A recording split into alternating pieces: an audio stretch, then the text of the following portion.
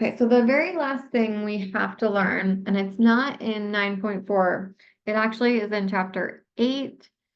And I didn't realize for the final that I would have to put a question like this on it. And I don't think it was really covered in the homework. So I wanted to add it to make sure that you're ready for the question that's on the final on the slope. So we're going to go back to chapter 8 and talk about slope. And there's going to be on the final a word problem that has to do with slope. And so anytime you see rate of change, that means slope. Okay, so if you see find the rate of change, that means find the slope.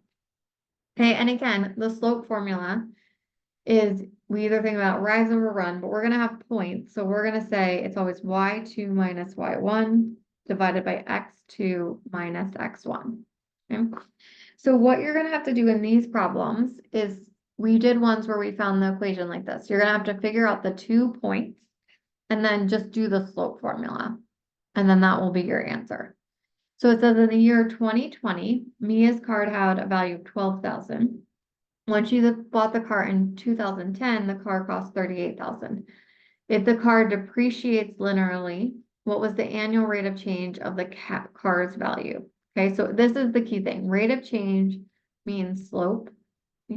And so because it says car's value, the value is equal to y.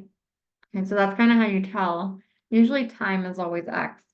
So we're going to find the slope. So we're going to write our 2 points. So my first point is, okay, again, x is going to be years.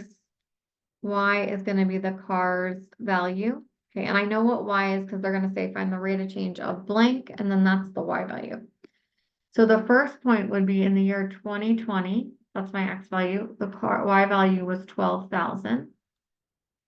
And then the second point I know is that in 2010, it cost 38,000. So my X would be 2010. My Y would be 38,000. Okay. And then it's always going to say linearly because this is the slope for a line.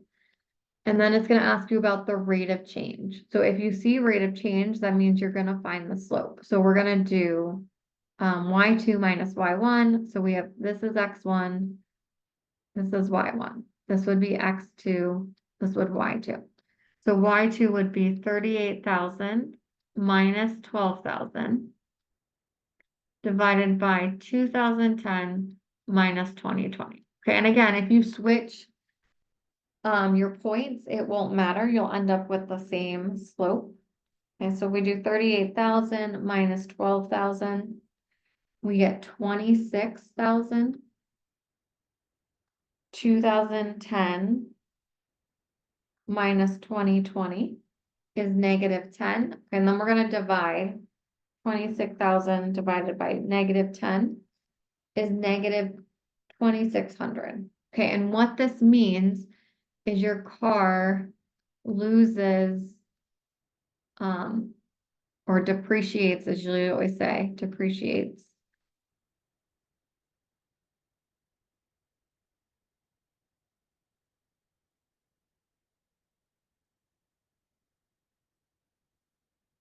by $2,600 a year. That's what we're finding. Okay, so because it's negative, the car's losing value, or it's called it depreciates, and then this is how much it depreciates each year.